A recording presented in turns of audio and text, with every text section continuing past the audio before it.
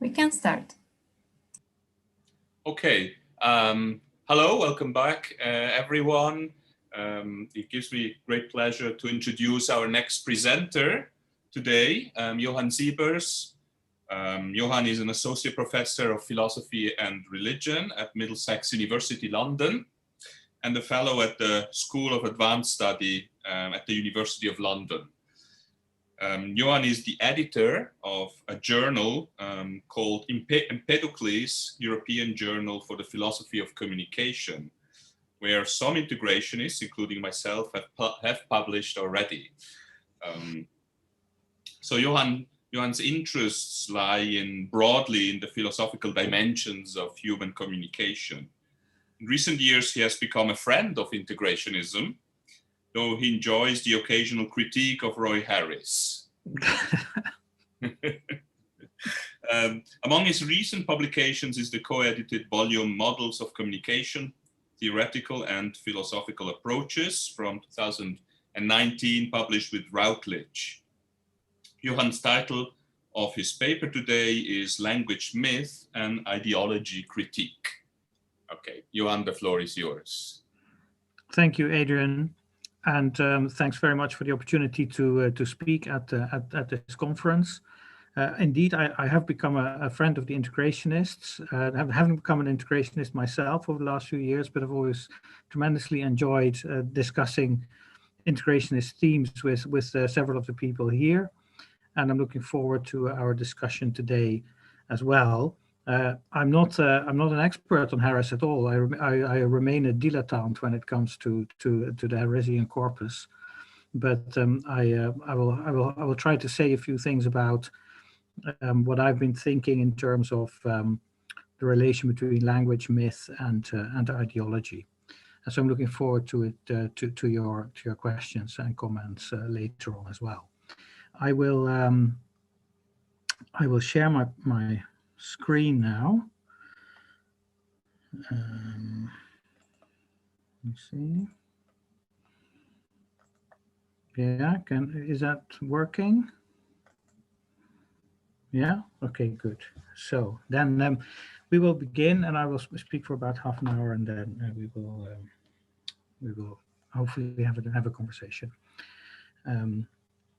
By the way, I must say, we were just saying I like the way the conference is going. It's much better than I had thought it would be, working online virtually. I think we've had already some really wonderful discussions that I've been part of, and I've heard some very interesting papers, and I hope that some of what I say will also speak to some of the themes that we have already seen, which have to do with cultural diversity, with language ontologies, and also with the political dimension of a kind of awareness of language and what it means to think about communication.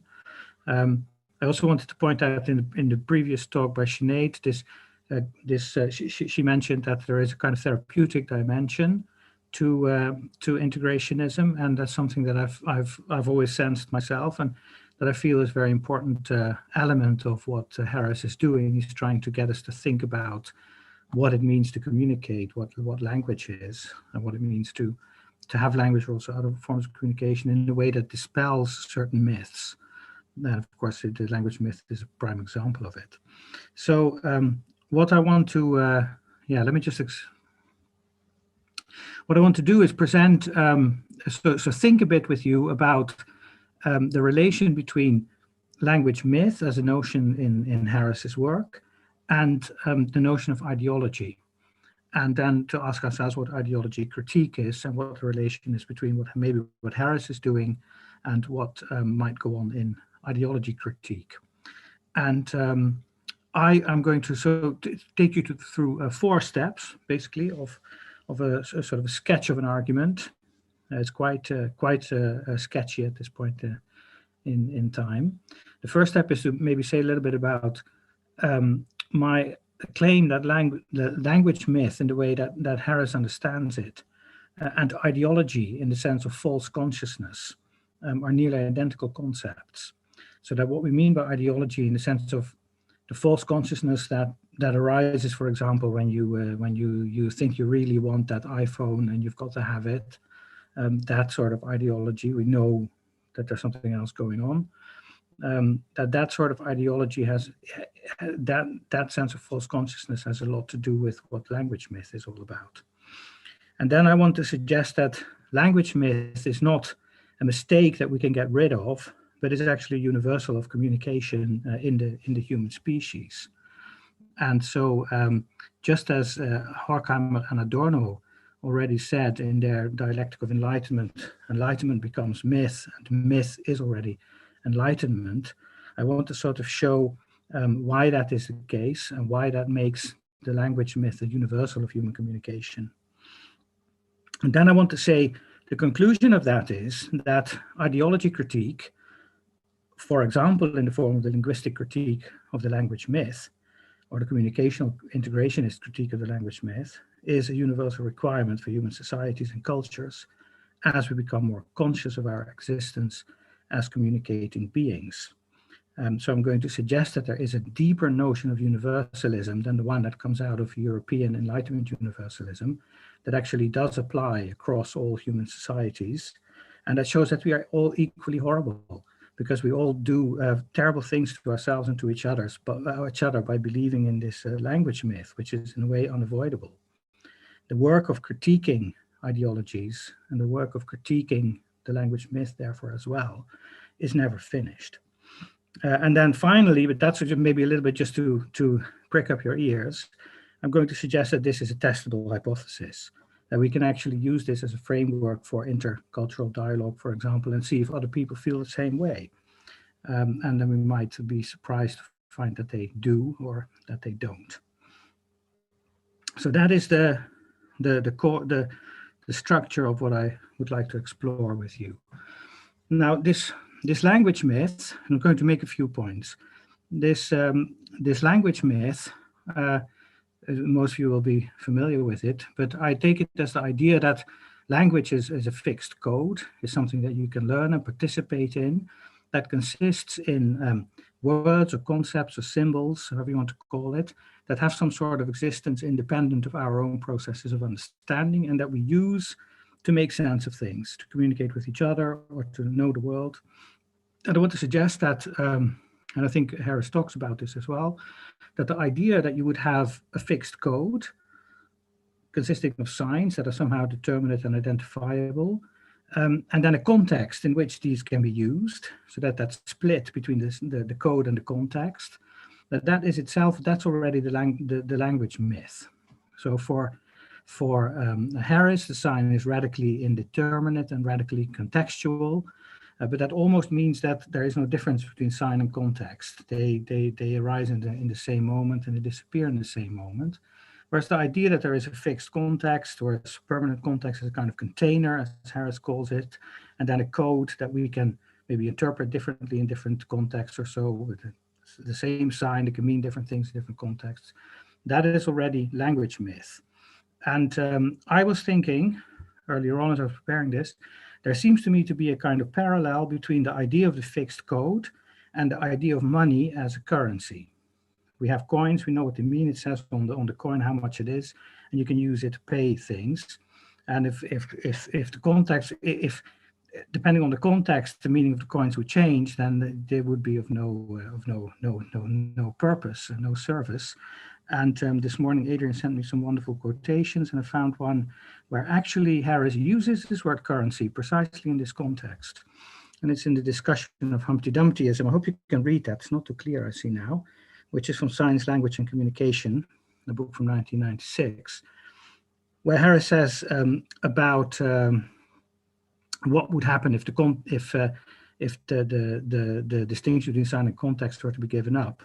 At one stroke, the fixed code theory of communication would lose its credibility for just the same reason as a currency would, if it turned out that the value of a coin depended on the particular transaction in which it were used for payment. In Oxford markets at Humpty Dumpty, you get only 10 pennies for a shilling, unless you're buying carrots, of course. A sign of which the signification varies according to circumstances is no longer an invariant, and any code to which it belongs is no longer a fixed code. Now, one of the people in the Frankfurt School, Alfred Zohn Rethel, wrote a book on the history of the concept of labor in published in 1947, in which he argues that, or he points out the historical fact that the emergence of philosophy and the notion in Greek thought of logos as reason or a rational order in the world, exemplified in paradigmatically in the Platonic notion of a universal that has some kind of real existence, yeah, whatever it is, freedom, human being or so, something that particular instances can participate in, but that has either a real or a conceptual existence of itself as a fixed form that assigns an identity to something or an essence to something, that this idea arises in Greek thought at the same time where currency becomes widespread.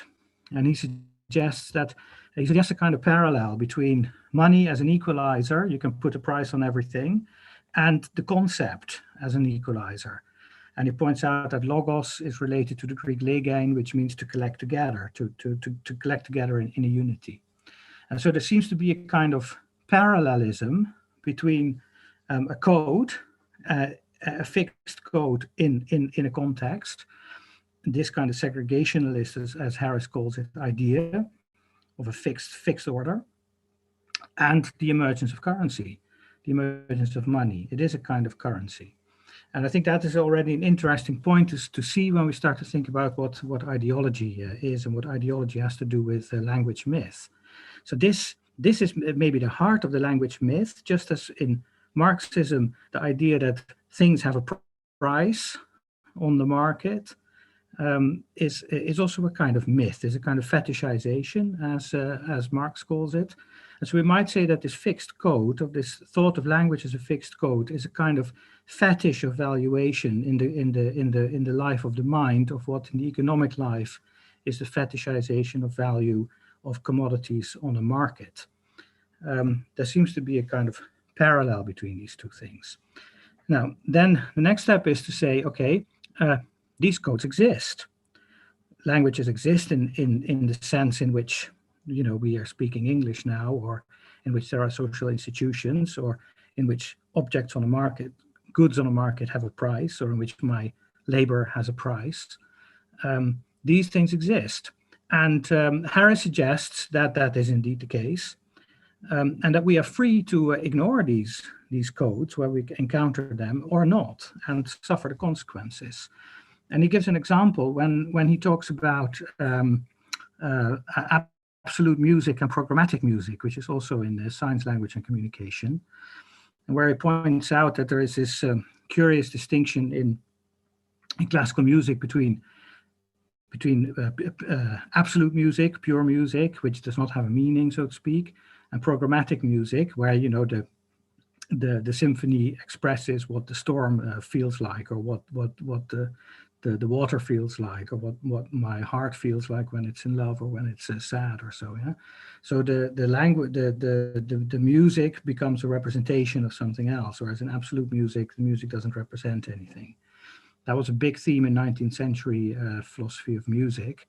And he says, well, he gives an example of Berlioz, his Symphonie Fantastique, where he has given a whole set of instructions on what the music means. And the question is then, well, what do we do as listener? Do we listen to that, or do we take it seriously, or do we need to actually understand that before we can understand what the music is about?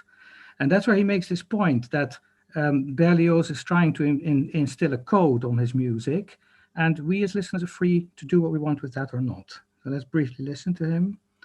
Such an admission may seem to put the integrationist in an awkward position, for it opens the door to intentionalism of a distinctly Humpty Dumpty variety, as if Berlioz were in the position where he could say, this is what it means because I want this, the music that means this. Are we not conceding in effect that these musical signs mean such and such because Berlioz said so? The integrationist answer is to point out that Berlioz's program notes are, for all practical purposes, an informal codification, or at least an attempted codification. There is no reason to suppose that codification is intrinsically a retrospective practice.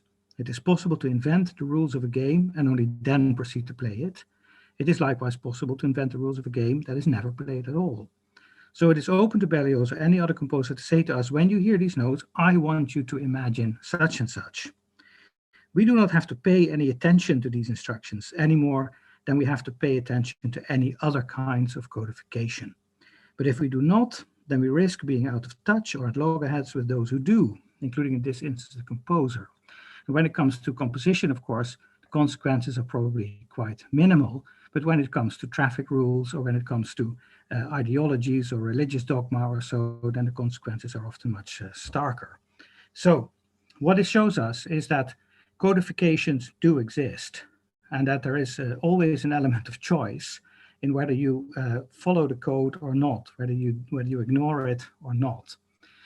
So language myth and ideology play out at this level of the code. So that's a step to bear in mind. Then we say, well, the semiological process, the process of sign making, that which Harris talks about as integration, that actually precedes codification. Codification is a kind of extra behavior on top of the basic semiological process of sign making. Without that, you can't have codification, but it can work the other way. You can have semiosis in this sense without codification.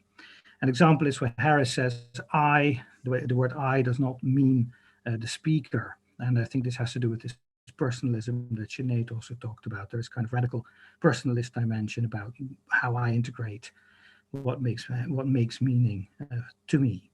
So sign making is then subject making.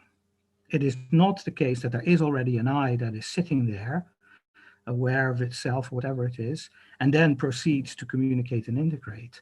Rather, it is the case that this process of integrating, of sign making, also creates what we might call the subject, the I in this case, that is the speaker, but it can also be, doesn't have to be necessarily in speech. The subject arises, if you want to keep using that term, arises out of the semiological integrational process. But this means that the subject that communicates, that integrates, this communicational agentive force or center, precedes language as myth. It is there before there is language as myth. And as I would like to suggest, therefore also precedes ideology and culture. It is a kind of human universal, but deeper and more radically conceived than the universal subject of European Enlightenment and imperialism.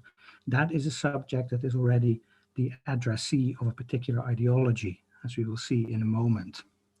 I think we can, well, it's always difficult to prove a point like this, but I think we can point out some parallels with other ideas around the origins of subjectivity. And we can, for example, refer to what Ernst Bloch, another critical theorist, called the darkness of the lived moment. He said there is in every moment of awareness something at our core that has not been expressed or objectivized, that remains dark, and that we are aware of as something that cannot go fully into what we say or speak or express or communicate, but is nevertheless the source of it. Or in psychoanalysis, there is the idea proposed by the American psychoanalyst Michael Eigen of the psychotic core, to say that at the core of subjectivity, there is an element of permanent psychosis in everyone, where the distinction between the symbolic and the real and the imaginary is not yet fixed, but is the process, is the result of a process of creation. Lacan speaks about the pre-symbolic real in the form of the sign maker, prior to all segregation, as it were, between the real world, the imaginations, and the symbolic order. And he talks about this sign maker not as a fullness of truth or authenticity, a full person in that sense, but rather a permanent constitutive lack, a gliding of the signifier. I think it is the same, or you could say it is very closely related to the sign maker as the subject of semiosis, and we might say, with Whitehead, who uses a very interesting term, superject, when he says the subject is the result of a process. He says in that sense, it's not subject, it's not what is thrown under it, what lies under, but it's superject, it's what's thrown up by the process. The subject of semiosis, of integration, is both subject and superject in that sense, a constitutive lack. Schiller has a beautiful line, I just wanted to put that in here. Spricht die Seele, so spricht ach schon die Seele nicht mehr. So when the soul speaks, when it speaks the soul alas speaks no more. The moment you say something, something is already lost. And that, I think that moment of, from this darkness of the lived moment into the act of integration, that there's a gap there. And in that sense, you can call this level the person if you want to, but then you have to understand that it's not the person in the sense of a fullness of authentic being, but rather a constantly something that always escapes your grasp and that is yet always there to communicate again. That level, I would say that's the level of integration, and that is the level that lies beneath the fixed code or the ideology. I hope you're still with me. Now, make a distinction. The subject that is addressed by ideology, so ideology is false consciousness. You can also say the subject that is addressed by culture, by code, by identity, by form, by currency. For example, me feeling the injunction to present at a conference, yeah, oh my God, I should do this, it's a high time again, etc. That subject, the one that is addressed by social authority, that is not the sign-making subject, but it is the projected subject of address of that particular ideology, that particular culture, me as a man, or me as a professor, or me as whatever it is that it might be.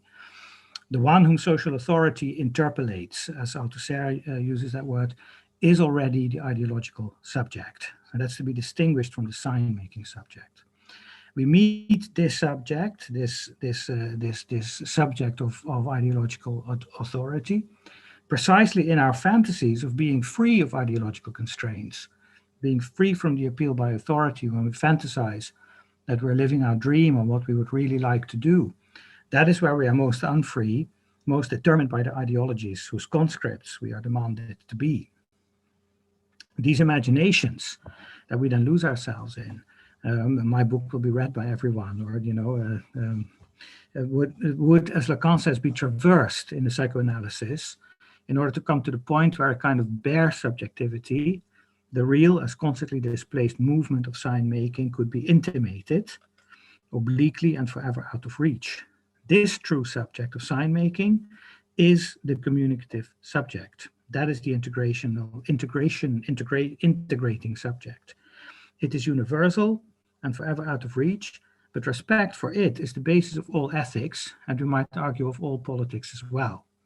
So if we think about a global ethics, or if we think about ethical or political action in different cultures or between different cultures and languages, then my suggestion is that the basis of ethics lies in accepting and respecting that communicative subject in each of us, rather than the subject insofar as it is the subject of the appeal of a social authority. Whoops. We sometimes say all cultures are beautiful, they all have the truth, their ontology, etc. And part of our discussions have been around how to make sense of that sense of non-imperialist particularism.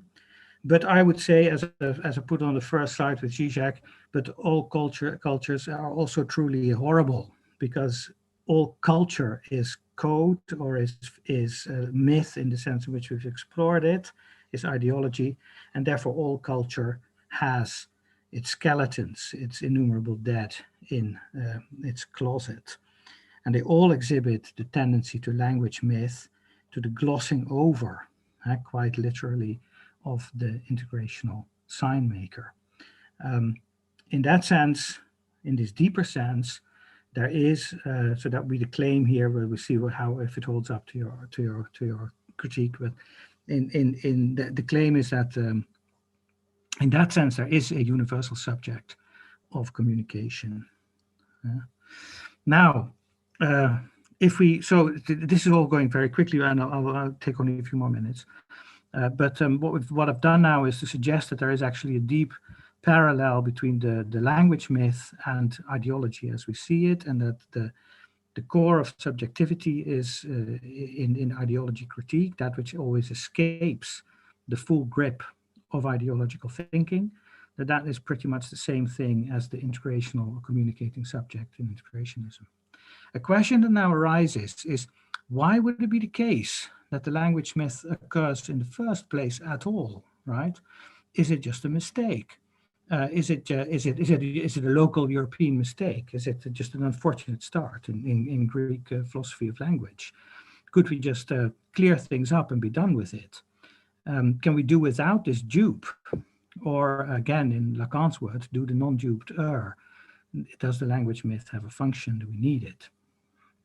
Now, I want to suggest that the kind of fixed code that is created in the language myth or in ideology, and that then appears to us as natural, as naturalized and as first in the order of things, whereas actually it is the result of an activity that is then elided or repressed or forgotten about, that structure, or you could almost say the unconscious of communication, that is a structure that's based on repetition.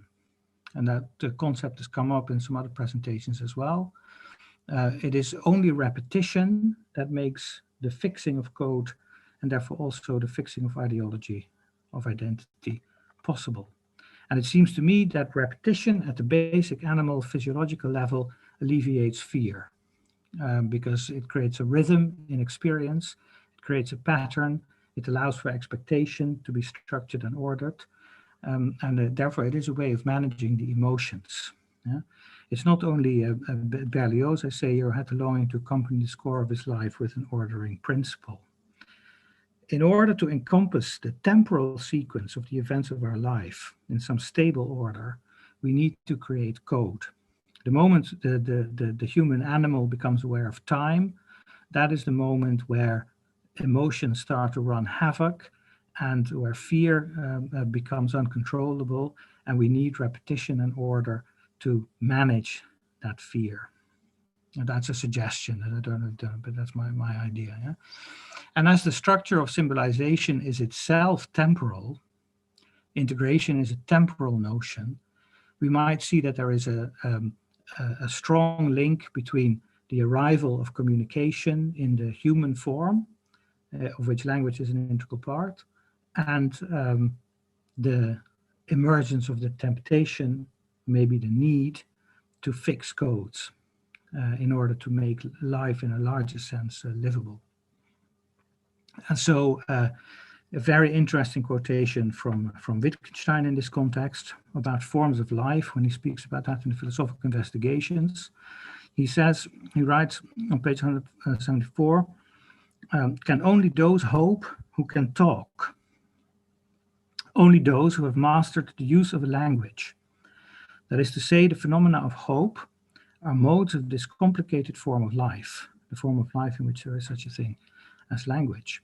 I think that is a very rich suggestion, and you can take it into the realm of the theological virtues by including faith and love alongside hope. But if we just stick with hope and we say that is a form of ordered anticipation combined with a sense of agency, then it's easy to see that, I think, or at least it is, the suggestion can be made that there is a close connection to the use of a language, so to engage in the process of codification and of myth creation, and the ability to live with hope, the ability to live in hope, to even imagine what might become the case, and then to also act upon it.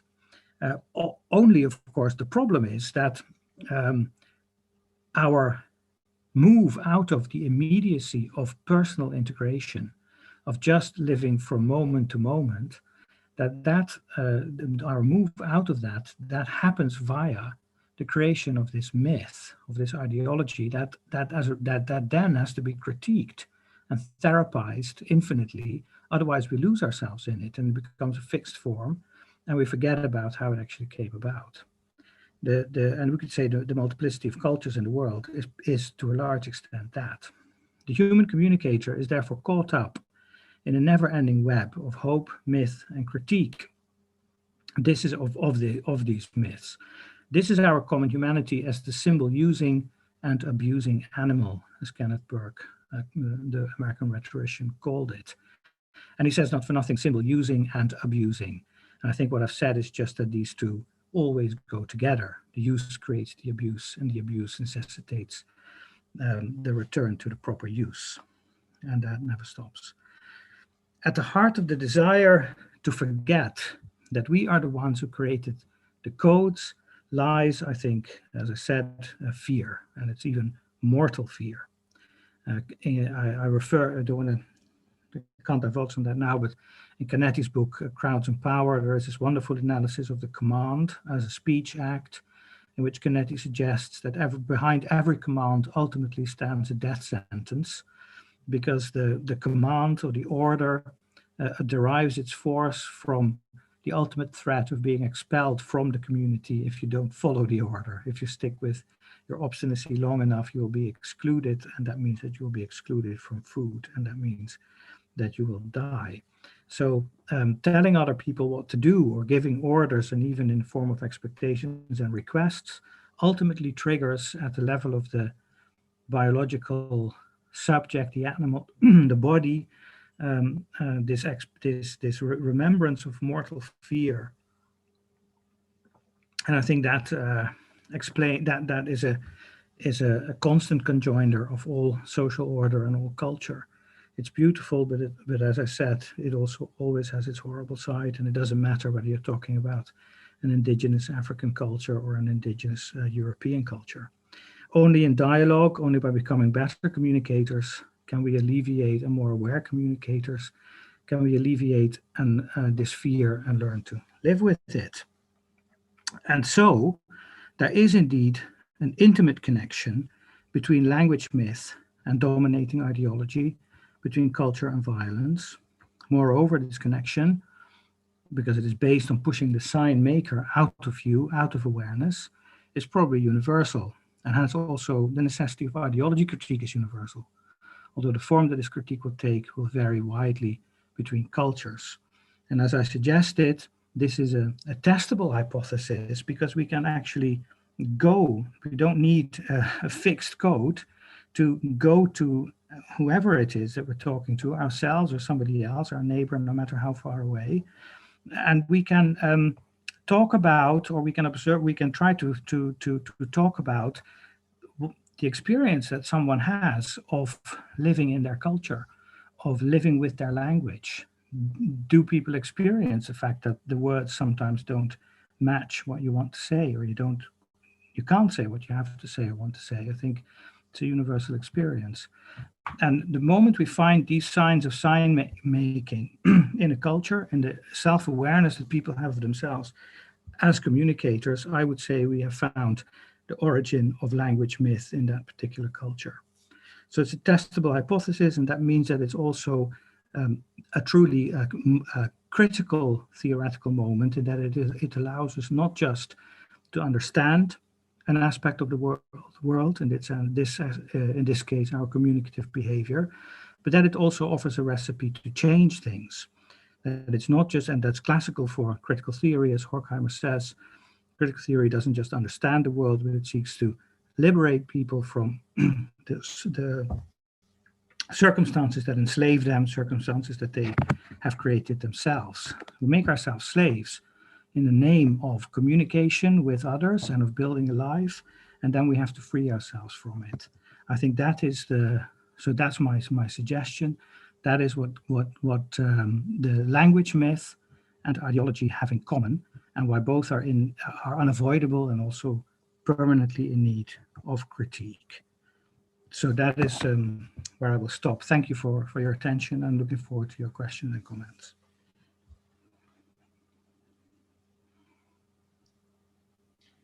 Thanks a lot, Johan, for this very nice talk indeed. Very thought-provoking. And we have plenty of time for discussion now. Okay.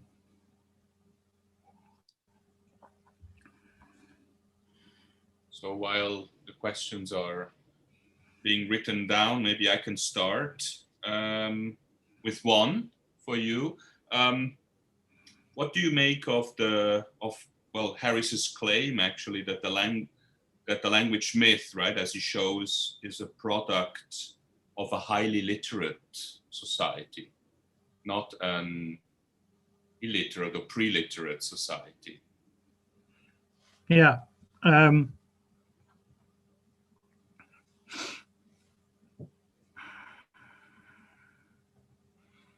That is a very good question.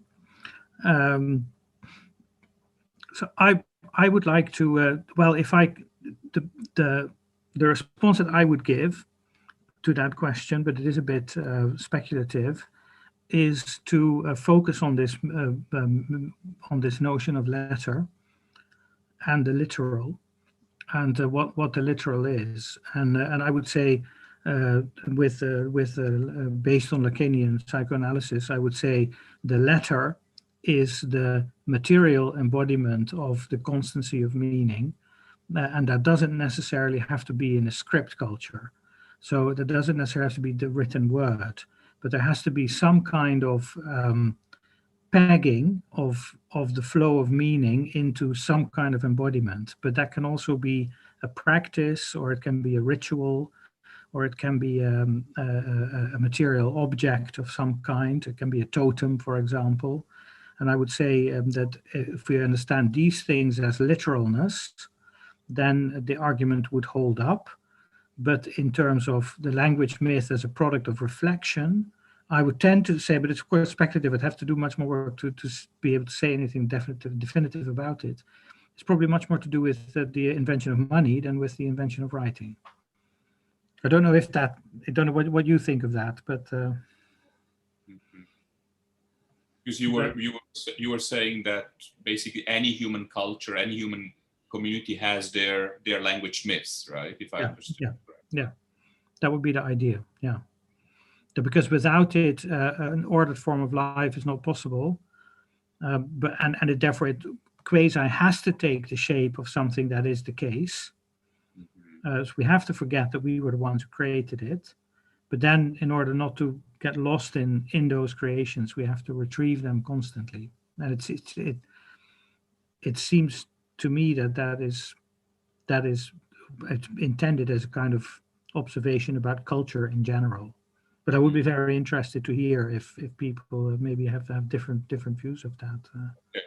Okay, very good. Yeah, I have other questions. Maybe I can come back to them later. Yeah. There are some questions that have come in the meantime. Lisica is asks, Johan, has the hypothesis been systematically tested yet, even at a small scale? It's also a very good question. No, I have not done that other than anecdotally in my own life. I've never met someone who is not enslaved by the language myth, including myself. But that doesn't mean much. Yeah. And if but it would be, yeah. No, that would be really nice to do that in a larger setting. Yeah. So when you talk about the hypothesis being testable, do you have anything empirical in mind, or would it be just on a personal level? You test it. I guess it should be. I'm not an empirical researcher. I know next to nothing about empirical methods, but I guess it ought to be possible to formulate an ethnographic project that would seek instances of the language myth in different cultures and languages around the world. I think that should be possible, because you can make that distinction between the level of codification and the level of semiosis. And you can look at individual people, how they talk and speak, and their lay perception of what they're doing when they are talking. And it should then be possible to investigate different language ontologies, as they are called, for that distinction between the code and the semiosis, or the integration, the code and the integration. And if you can find those, then you can say that you found the language myth, right? Okay. Christine has a question here. What is there beneath the word, or are we doomed by the Christian myth? That is a question for you. Oh, you have quite a lot to say about. What is there beneath the word? or are we doomed by the Christian myth? You know, on the one hand, I really like the word, and I love words, and I hope that God actually speaks words, and you know that I think words are wonderful things, as it were. At the same time, I realize that communication is wider than words, and that I think an understanding of communication that is properly general, or that tries to understand it as what it is, would point out, maybe sounds a bit mystical now, but that would point to a kind of inherent self-giving or generosity within things, as I've called it in some of my publications. There's a kind of ontological generosity in things that makes everything wants to share itself with everything else. And I don't know any other way of saying it. That's why we can know things and understand things to some extent. And you can see that as God working in things, or you can say, well, you can have that without recourse to God or to a divine source of it. But that self-giving is what we see in the word. And when I speak a word to you, I don't give a piece of myself to you, you know, literally. But nevertheless, there's something of me that spills over and that can then be heard by you. And it seems to me that that is quite a fundamental thing in the world that can not really be understood in any other way than on its own terms. And that is a kind of self-giving. And so if you want to say beneath the word lies something deeper that is self-giving, which can take many different forms. It doesn't have to be a verbal word. It can be in other ways as well. Then that would be what lies beneath the word as such. Yeah? And you could say even in the Christian myth that is the case, because the word becomes flesh. So, yeah, yeah. So I guess any book-based religion needs the language myth, no? Would you Yes, agree? of course. Yeah, certainly. Yeah. Without it. Yeah, that's right. Every book-based religion needs the language myth, and so you could say the monotheistic religions they share in a sort of particularly violent form of the language myth, and but any kind of book would have that. And it's interesting. I had a very funny thing. I thought it was really funny. I had a Chinese PhD student, and we were talking about holy books, or every religion has a holy book, etc. And at one point she said, and she didn't realize what she was saying because it came from her cultural background. And she said, we're talking about Christianity and Judaism and Islam. And she said in a kind of exasperation, said, yeah, if you think that your holy book is the only holy book, then where are we? And so for her, it was totally unnatural in an unreflective way that you would think that holy book meant something exclusive. There could be many holy books. Whereas I think for Christianity and Islam and Judaism, there's only one holy book. And that's a really key point of the whole thing. You know, you can't, yeah. So I thought that was, yeah. Very good.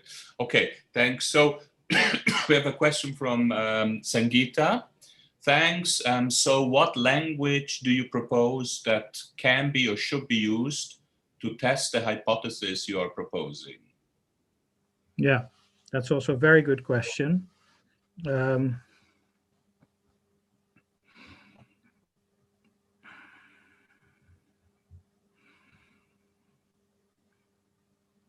Yeah. I want to say, well, English, of course. What else?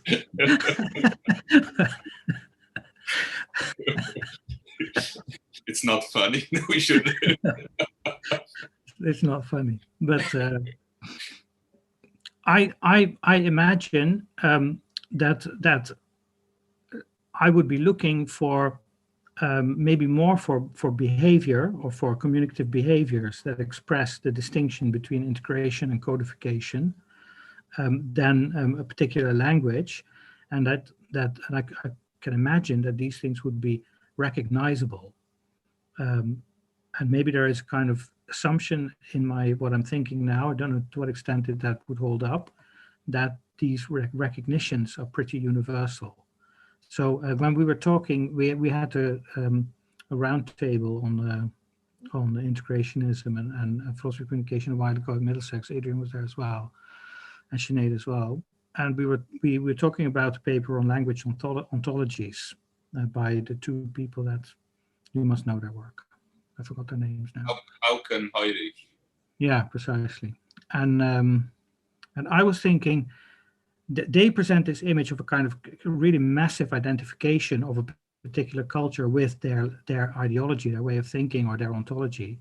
And I was sort of thinking as I was listening to it, well, I bet that if you're in that particular tribe that believes in this particular cosmological world order, so that there are also moments in the day where somebody might think, oh, fuck it, I don't believe any of it. Or I really don't want to go get up today to do this job that I need to do, or go to this ritual. Or that somebody might say, don't go to that shaman, he's no good, go to the other one. And these are all moments of personal integration, I would say. And the moment that you have these awarenesses, where somebody distances themselves from the forms in which they normally live and habitually express themselves, then you see the difference between codification and integration lighting up. And I would be really, if it were down to me now, I would sort of start to look for those things. I mean, you know, the moment behind the shed when people are having a cigarette or so, and then, yeah, I think that's where you would find that difference. I seem to understand that you really do believe in human universals. Yeah, so that's what I was trying to say. I do really believe in human universals, but you have to go deeper than the idea of the European enlightened subject who will spread democracy all over the world. Yeah. But this is the idea that there is a species-specific notion of, and I think integrationism is a very, very elegant theory to express it, of integrating oneself as an organism existing through time in relation with others, that is species-specific, and because it is that, and because we can understand how this gives rise to culture, to myth, in other words, that there is also an opportunity for a kind of universal critique of it and a universal basis of communicating with each other. So it doesn't mean that there's a dominant culture at all, but it means that the basis of communication is not cultural. Okay, yeah. So yeah, Yen Ruyu says, beautifully illustrated, thanks Johan. Then we have a question from Christine. Is there a connection between Johan's comments on the economic paradigma of language and Agamben's terms of what counts as economy? Yeah, I don't know enough about what Agamben says about economy to answer that. But I do think it is interesting that you pointed out, because of the connection with the Homo sacer, with pure life, with the sense of a notion of biopolitical existence that is excluded from all forms of lawmaking. So and Agamben does draw upon this distinction between the law and pure life. By looking at these horrible examples of in Roman law where somebody could be literally declared an outlaw and was then, well, yeah, you could do with that person whatever you wanted. So I think there is a kind of reference there to this bare subjectivity that is present in the integrational process. It is before the law. Yeah. I agree with that. So that sense also refers to Kafka's parable before the law in the trial. Mm-hmm. Yeah. Okay. Sinead has a question. Thank you, Johan, for this interesting talk. May I ask about your thoughts on whether the saying that the person subject is always out of reach fits into integrationism? Yes, I thank you, Sinead. That's also a very good question. And I would say yes, the subject is a lack, is a constitutive lack, or is this darkness of the lived moment. We might formulate a hope or an expectation that one day we will see a face to face and not through a glass darkly, as it were. That would be kind of religious or Christian dimension to this notion of self. But in our experience, communicative experience, this self or this person is something that we are not in the possession of. I think we do not control ourselves. We do not have ourselves as we might have a coat or something nice or whatever. But it is a permanent process, and there's always a sense in which it's already gone the moment. It's like running water. You can't hold it still, but you can live with it. And when you do that, when you step into the stream and you go with it, then you have it in a certain way. But you cannot grab it and hold it still. And I think that's I would like to say that. And that's also was one of the things that I was thinking of when you were introducing the term personalism, which I like that term a lot. And I think it points to an important dimension that we very often forget when we theorize communication, because we make it into something impersonal, whereas it is radically personal, I think.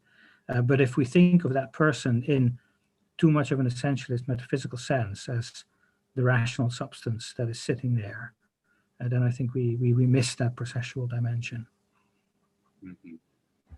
Yeah, this idea of integrationism as personalism is actually introduced in Chris Hutton's book, Integrationism and Animal Rights, 2019. So, okay. Yeah, interesting. Interesting concept, yes. So would you say, Johan, that if for an integrational theory, we do not need any so-called bedrock concepts?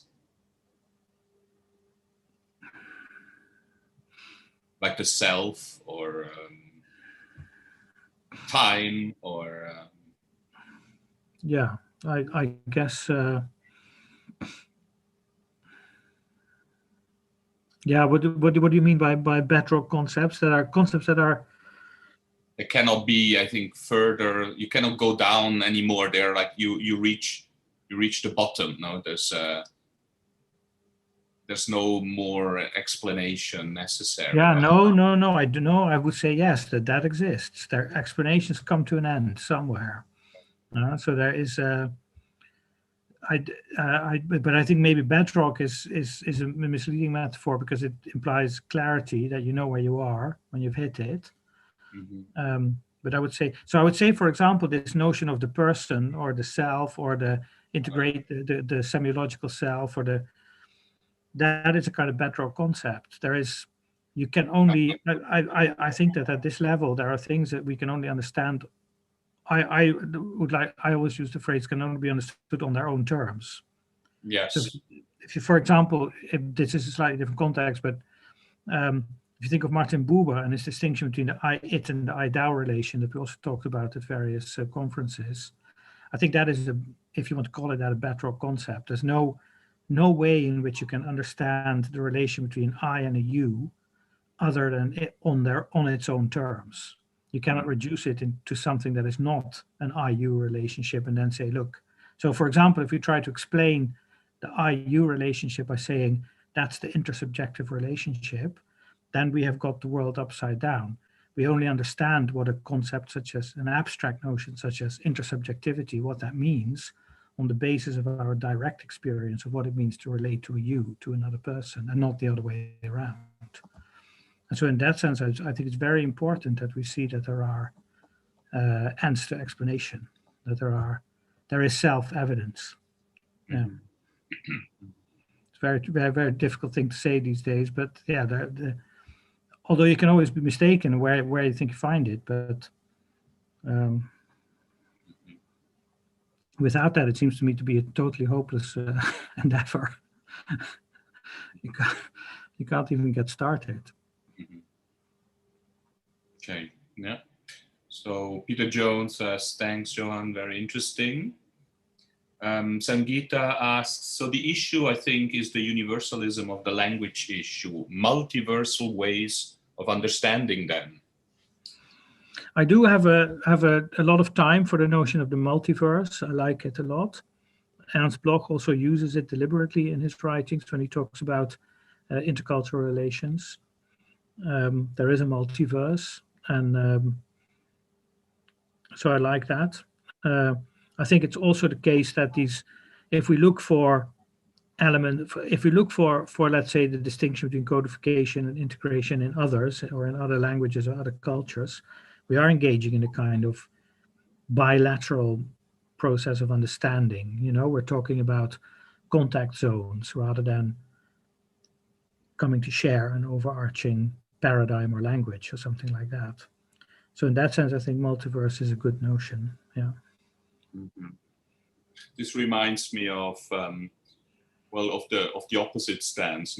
People like Hauken, Heurich, or Simfrey Marconi and Pennycook, they're saying that language is pluralizable, right? Has multiple natures. It's not universal. Yeah. So that's an interesting point, and that's where you would be able to do some real testing. What they mean then by language, is that still codification versus integration, or is it the way within a particular culture, or as I would say, within a particular language myth, the way in which language as an idea is developed? For example, as we saw in their text, there are cultures where the animals have our language, we just don't understand it, and there are cultures in which animals have a very different language from ours that we could not understand. So that would then be the question: are we talking about language as an ideologem, as it were, or a mythem, or are we talking about language in an integrationist sense? Right. Another question here is, how would you define language experience? Yeah, so that is a question that follows from that earlier one, and you would then maybe be able to speculate that there will be language experiences that are heavily mediated by language myth. So I think a lot of people in European philosophical culture have spent decades of their lives feeling hugely frustrated over the fact that they couldn't find the right concept to express their personal experience. And it took people like Kierkegaard and the whole existentialist movement to find another way with language. So that would be a language experience that is conditioned by a particular form of the language myth. Or Georg Hamann, who writes in one of his letters in despair, logos, language, reason, this is a bone that I will gnaw myself to death on, and I will never find out how the relation between these three works. You could say that is a kind of experience with language that's mediated by the language myth. But there's also an experience, maybe a more universal experience with language, that would be more around, the felicitous moments where you feel that you've said something. I don't know how universal that is. The joy of finding the right word, or being able to notice that when you're finally able to say something, then your whole situation changes in life. I don't know if everybody has that, but language experiences, of course, as varied as people are.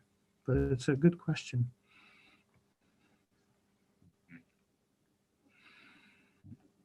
We have a comment here from Rosemary Beck. Language is a historically contingent notion. I would also say that. And cultures where language is something else, but not in an integrationist sense, probably. Yeah, there can also be a total disconnect with, if we stick with this argument, that there is a kind of universal nature of the species determined nature of communication, then you could easily imagine a culture in which that the understanding of what that is was completely out of view, where people had lost touch with it completely, and where that could easily happen. Maybe the world of 1980, the Newspeak of 1984 would be an example where people have completely lost the sense of what languaging is. Mhm. Yeah. Yeah. And yeah, and Rosemary adds here, language uniformity was viewed as a policy that could be introduced in conjunction with such measures as standardization of currencies, weights and measures, calendar reform, removal of internal trade barriers and other forms of state centralization that were imposed during the revolutionary period. Yeah, I think that's a wonderful example. Thank you for pointing that out, because that is, there you see the connection very, very clearly. You see it also in Germany with the end of the customs, the Zollvereine, the customs unions. That goes hand in hand with the emergence of the nation state, and therefore also of German as a national language. And you see it now in my good country here, the United Kingdom, where suddenly politicians of certain persuasions refuse to speak about kilometers and Celsius any longer, and only want to talk about Fahrenheit and miles, as a result of the nationalist wave in which this country is now caught up. I think it's a very good example. I also thought of, sorry, when you say about the revolutionary period, I thought about another example which I think illustrates universalism, which is the revolution on Haiti between 1792 and 1801 or so, where the slaves on Haiti liberated themselves, and then Napoleon sent an army to kill them all, basically. And there is this story that when the army arrived in Haiti and wanted to start to attack the rebel forces, that they heard that the slave army, they heard them coming, and they were singing the Marseillaise. So they were singing the song of revolutionary freedom, which they had made their own, over against the French Napoleonic army, which had come to sort of teach them a lesson. I think that shows something of the universalism of this idea of freedom in a deeper sense than just a national idea. And the story goes that there was a Polish battalion in the Napoleonic army, and when they heard the other side, the enemy, sing the Marseillaise, they changed sides. They joined the rebellious slaves because they thought, well, they're singing that song, and that's where we should be. And I think that's beautiful. Yeah, it's the Kanzleisprache, exactly. And the chancery, right? Yeah, that's also what the language of the Third Reich, what what's his name, wrote about. No, much older. The German linguist who wrote a book about language in the Third Reich. Yeah, where he has this notion of Kanzleisprache. I forgot the name now.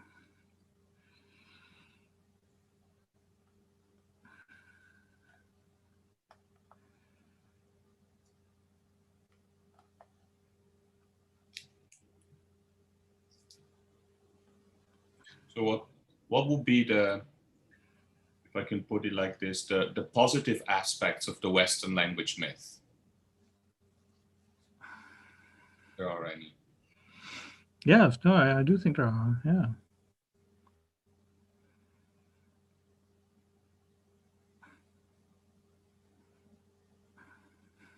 Yeah, I think to some extent, notions of objectivity and truth and verifiability, and maybe also maybe they are, in some sense, the result of. Thanks, Rosemary. Yeah, you have to go. Maybe they are to some extent the result of this language myth. Of the idea of the idea that there must be some kind of, that if you compare things, or if you repeat something, then there must be something that is repeated, or there must be some standard of comparison. So in the way that I put it now, I made it very strongly, I suggested very strongly that the language myth just is Platonism. and that Mhm. Platon, you can have all sorts of views on Platonism, but with Platonism, something comes into the world that is no longer forgotten. That can't. There's an awareness that comes into the world which can be abused and has been abused, but that doesn't go away anymore. So in that sense, that would be kind of salvation of the philosophical project. So it wouldn't be all bad. Yeah. Yeah. Would you agree that science, we could say that science is a product of the West, no? Whereas comparing is a universal human activity? Pattern recognition is a universal human activity. Yeah. Pattern recognition and causal explanatory science, that's a particular form that pattern recognition takes, which is too easily universalized. So I think there a lot of this work has been going on for many years about not imposing the framework of understanding in terms of cause and effect on modes of knowing that have nothing to do with it. I think that's very important realization. And in the sense in which Platonic realism of universals has been connected to effective causality, that it's the idea that makes the horse a horse, as it were. That, and you see that in the Platonic texts, when Plato discusses beauty, and he says what makes beautiful things beautiful. Well, it's beauty that makes them beautiful. Huh? Toikaloi takalakala. So beautiful things are beautiful because of or through beauty.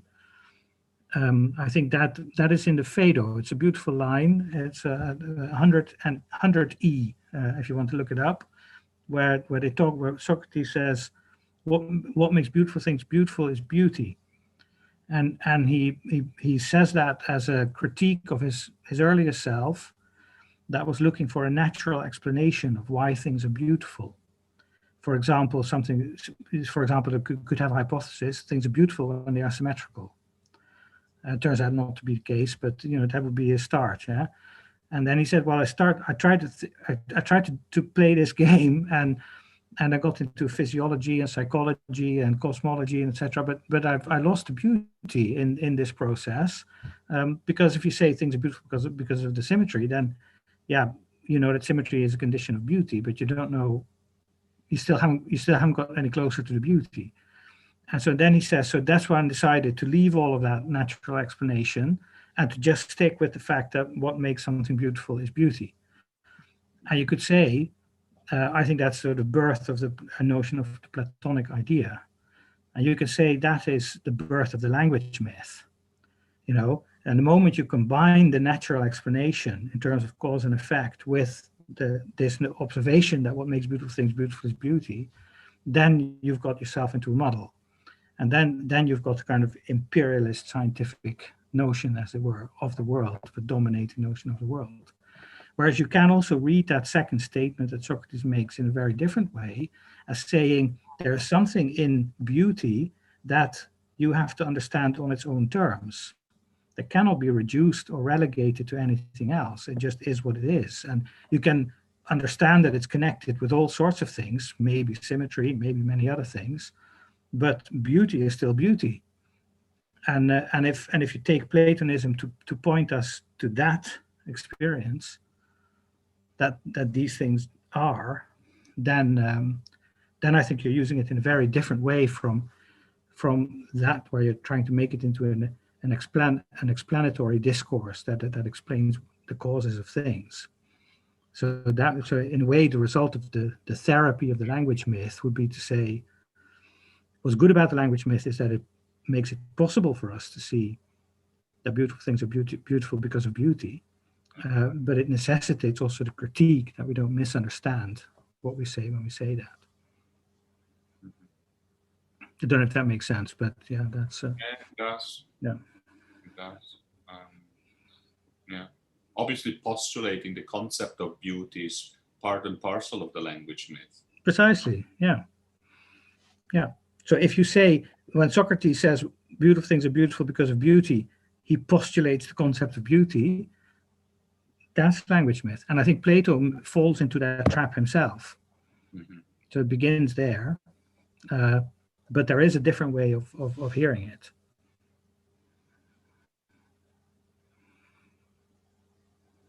Yes. Are there any other questions from the YouTube community? No, I think we're over time as well, right? Yes. So any final words on your part, Johan, before we? No, well, thank you very much for all your wonderful questions and comments. It's helped me a lot, and I hope you found it interesting to explore this maybe somehow a little bit unorthodox dimension to integrationism as a critical theory. Although it did come up in some of the talks when we talked about political activism, and I thought there were many connections there. Yeah. Very good. Thanks so Thank you much. very much. That was really very interesting. Great talk. Great questions. Thanks. Christine, is there anything you want to announce regarding the? No, there is.